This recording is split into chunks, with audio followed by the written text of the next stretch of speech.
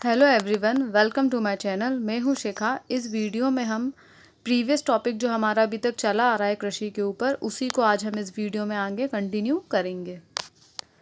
यहाँ पे हम बात करेंगे गेहूं की। तो गेहूं को अगर देखें तो गेहूं के लिए मतलब कितने सेंटीमीटर वर्षा होना ज़रूरी है, और वहीं यहाँ पे टेम्परेचर कितना कैसा क्या होना चाहिए, और कौन सी मिट्टी में ये सबसे ज़्यादा उगता है। तो ये क्या है, ये यहाँ पे हम देख सकते हैं, यहाँ पे लिखा है मध्य प्रदेश में कृषि की जलवायवीय एवं भौगोलिक दशाएं। तो जलवायवीय और भौगोलिक दशाएं जो है वो होती क्या हैं, ठीक है। मतलब वहाँ की जलवायु और जो भौतिक स्थिति है, वहाँ पे जो भौतिक स्ट्रक्चर है, मिट्टी वगैरह है, वो किस तरीके की है।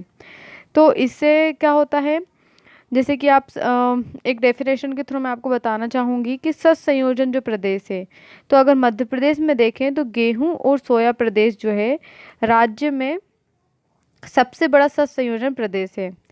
किसका? गेहूं व सोयाबीन का, ठीक है। गेहूं और सोयाबीन प्रदेश जो है वो राज्य का सबसे बड़ा शस्य संयोजन प्रदेश है, जो कि टोटल जो है 21 जिलों में फैला है, जो कि टोटल 21 जिलों में फैला है, ठीक है, गेहूं और सोयाबीन प्रदेश। फिर हम देखेंगे अब शस्य संयोजन प्रदेश आखिर होता क्या है, ठीक है, इसकी डेफिनेशन क्या है। तो शस्य संयोजन जो है, शस्य संयोजन ये होता क्या है। तो शस्य संयोजन के अंतर्गत कृषि क्षेत्र विशेष में उत्पन्न की जाने वाली सभी फसलों का अध्ययन किया जाता है। मतलब एक जो कृषि का जो क्षेत्र रहता है, वहाँ पर कौन कौन सी फसल उगाई जाती है, ठीक है। तो शस्य संयोजन के अंतर्गत कृषि क्षेत्र विशेष में उत्पन्न की जाने वाली, कृषि क्षेत्र विशेष में उत्पन्न की जाने वाली सभी फसलों का यहाँ पे क्या किया जाता है, अध्ययन किया जाता है। किसी भी क्षेत्र के फसल संयोजन का स्वरूप जो है, किसी भी क्षेत्र के फसल संयोजन का जो स्वरूप होता है, वो उस क्षेत्र विशेष के भौतिक वातावरण की देन होती है। वो उस जो क्षेत्र विशेष है उसके कौन से भौतिक, उसके भौतिक वातावरण की क्या होती है, देन होती है, ठीक है।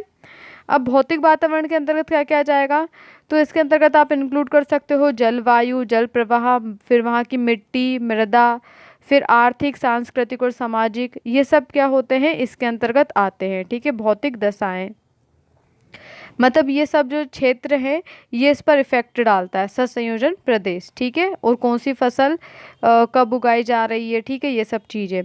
तो यहाँ पे हम जैसे कि हम पहले देखते हैं फसल, सबसे पहले हम देखते हैं गेहूं की फसल जो है, तो इसके लिए टेम्परेचर कितना होना चाहिए, इसके लिए टेम्परेचर नहीं, वर्षा कितनी होनी चाहिए, 75 से 100 सेंटीमीटर वर्षा क्षेत्र होना चाहिए। वहीं इसके लिए टेम्परेचर कितना होना चाहिए, 15 डिग्री सेंटीग्रेड से 26 डिग्री सेंटीग्रेड जो है यहाँ का टेम्परेचर होना चाहिए। और मिट्टी कौन सी, तो यहाँ पे काली मिट्टी के अलावा दोमट, हल्की और कछारी मिट्टी, ठीक है। तो इन मिट्टी में ये उगती है। तो आप देख सकते हो नर्मदा साइड आपको काली मिट्टी, नर्मदा के साइड जो मिट्टी मिलती है यहाँ पे हल्की काली, फिर कछारी, और यहाँ साइड आप देख सकते हो दोमट मिट्टी मिलती है। तो दोमट मिट्टी क्या है, दोमट मिट्टी का अन्य नाम क्या है, जलोढ़ मिट्टी, ठीक है, याद रखना दोमट मिट्टी को क्या बोलते हैं, जलोढ़ मिट्टी।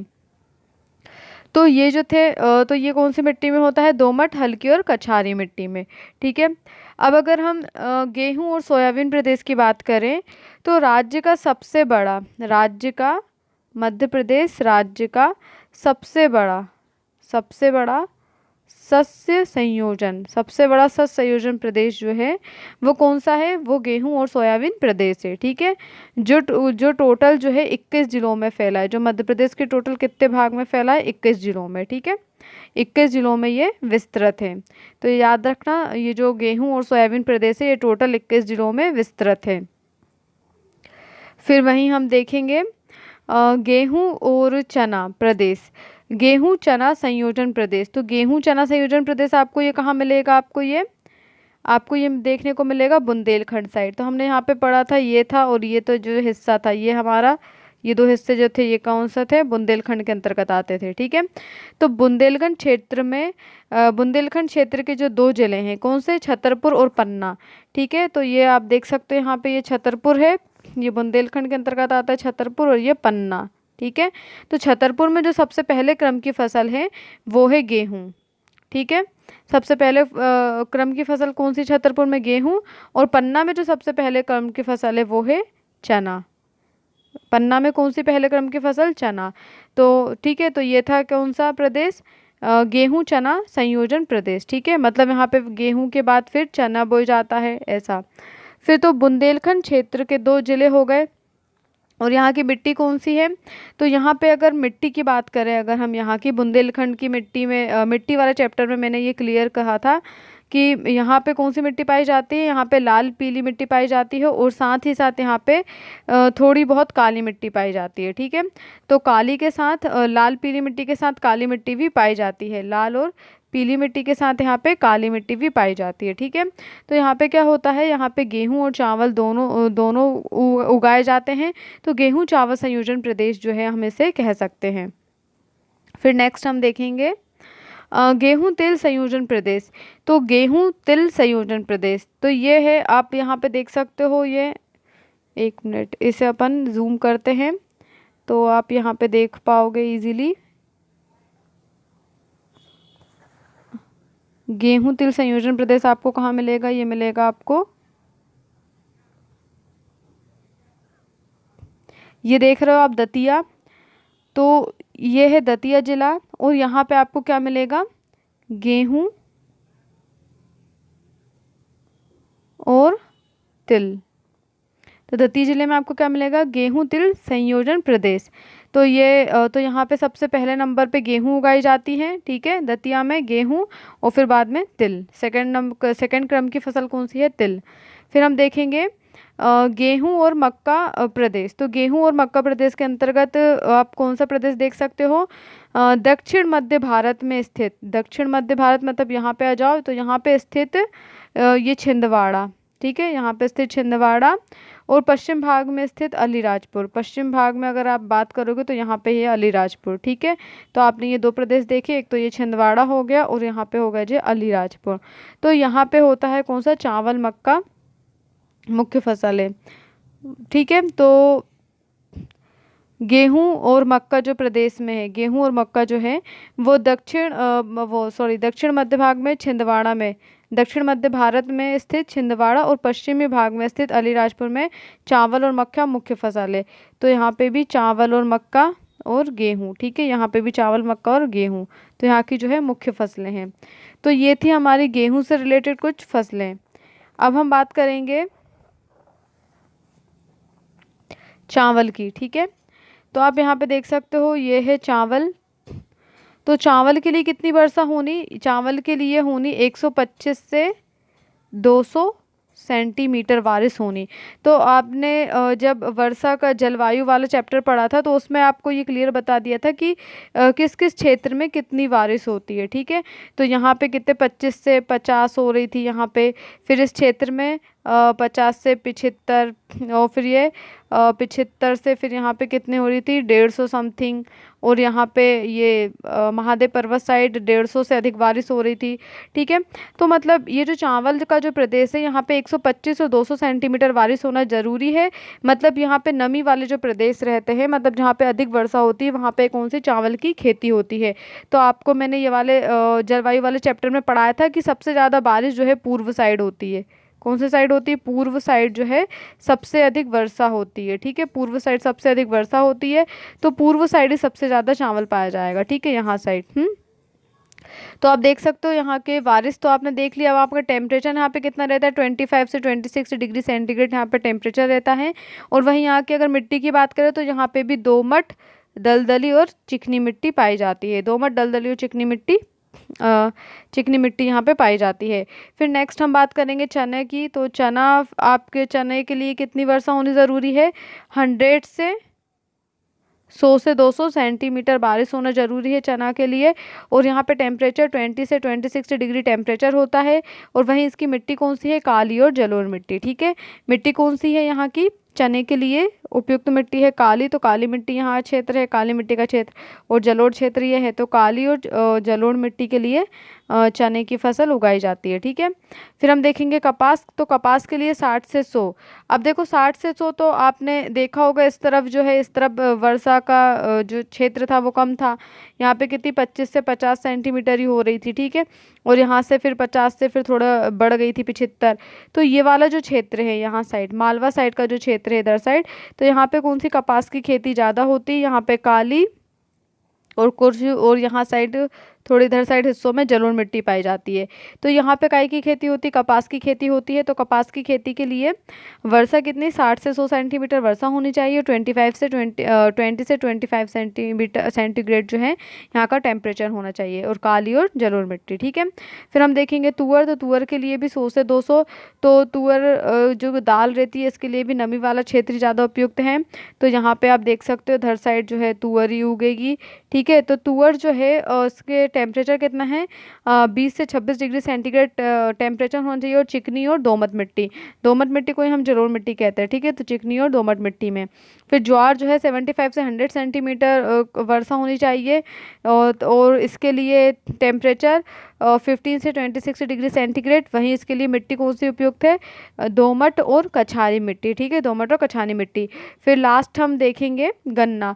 तो गन्ने में आप देख सकते हो गन्ना जो है 100 से 100 से 200 सेंटीमीटर जो है बारिश होनी चाहिए यहाँ पे। तो बारिश मतलब ये भी नमी वाले क्षेत्र में उगेगा, और 15 से 25 सेंटीग्रेड का ये जो है टेम्परेचर होना चाहिए। 15 से 25 सेंटीग्रेड का होना चाहिए टेम्परेचर होना चाहिए। इसके लिए मिट्टी कौन सी उपयुक्त है? इसके लिए हल्की दोमट और चिकनी मिट्टी। कौन सी? हल्की दोमट और चिकनी मिट्टी इसके लिए उपयुक्त है। तो ये था हमारा मध्य प्रदेश में कृषि की जलवायु और भौगोलिक दशाएं। यहाँ पे हम देखेंगे मध्य प्रदेश के कृषि क्षेत्र। कृषि विभाग द्वारा मध्य प्रदेश को 5 कृषि क्षेत्रों में विभाजित किया गया है। कितने? 5 कृषि क्षेत्रों में विभाजित किया गया है। तो फर्स्ट नंबर पे हम बात करेंगे पश्चिम में काली मिट्टी का मालवा प्रदेश। तो आप ये देख सकते हो यहाँ पश्चिम साइड। ठीक है, तो पश्चिम साइड में ये कौन सा क्षेत्र है? ये कौन सा क्षेत्र कहलाता है? ये मालवा। ठीक है, मालवा क्षेत्र कहलाता है ये। वहीं इसमें कौन सी मिट्टी पाई जाती है? यहाँ पे काली मिट्टी ज़्यादा पाई जाती है। तो हम बोलेंगे यहाँ पे क्या है? पश्चिम में काली मिट्टी का मालवा प्रदेश। ठीक है, तो इसके अंतर्गत कौन कौन से जिले शामिल है? जैसे कि मंदसौर, नीमच, रतलाम, उज्जैन, झाबुआ, धार, इंदौर, देवास, खंडवा, खरगोन। तो ये वाले जो जिले हैं, ये पश्चिम साइड के जो जिले हैं, यहाँ पे ज्वार और कपास प्रदेश है। ठीक है, ज्वार और कपास की खेती होती है यहाँ पे। ठीक है, कपास का प्रदेश है ये। ठीक है, तो ज्वार के साथ कौन सी फसल मिलेगी? आपको कपास मिलेगी यहाँ पे। फिर नेक्स्ट हम देखेंगे सेकंड नंबर पे उत्तर में ज्वार गेहूं का प्रदेश।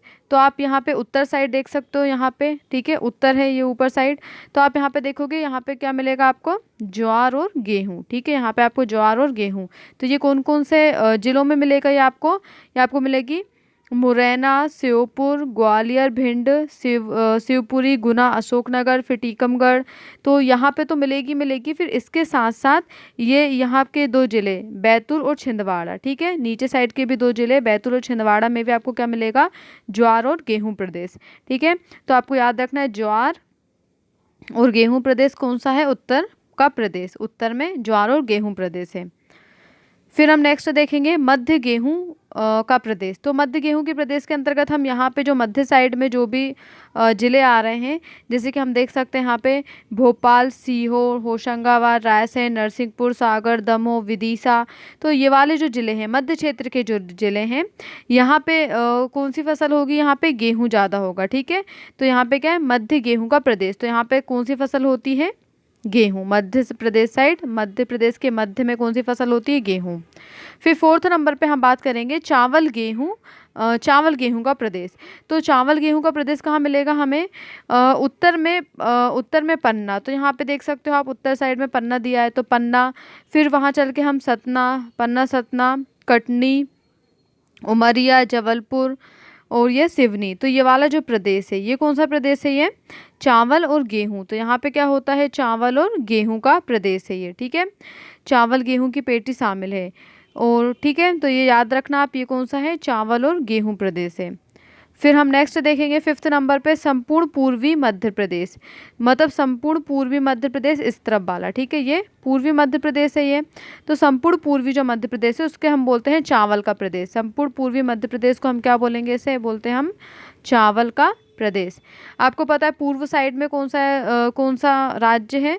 छत्तीसगढ़। ठीक है, पूर्व साइड में छत्तीसगढ़ लगा और छत्तीसगढ़ को हम क्या बोलते हैं? धान का कटोरा। ठीक है, तो आप याद रखना छत्तीसगढ़ को हम धान का कटोरा बोलते हैं। छत्तीसगढ़ जो मध्य प्रदेश के पूर्व साइड में, छत्तीसगढ़ का है मध्य प्रदेश के पूर्व में है।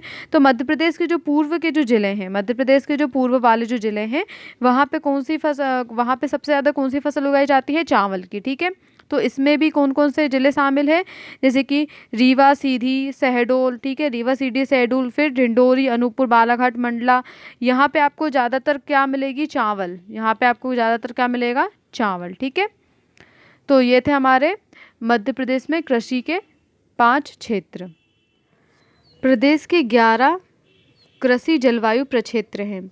ये कौन कौन से हैं? तो हम ये देखेंगे। ये है भोपाल, फिर जबलपुर, रीवा, ग्वालियर, सागर, इंदौर, खंडवा, झाबुआ, रतलाम, सिवनी, बैतूल। तो ये जो टोटल 11 हैं, ये क्या हैं?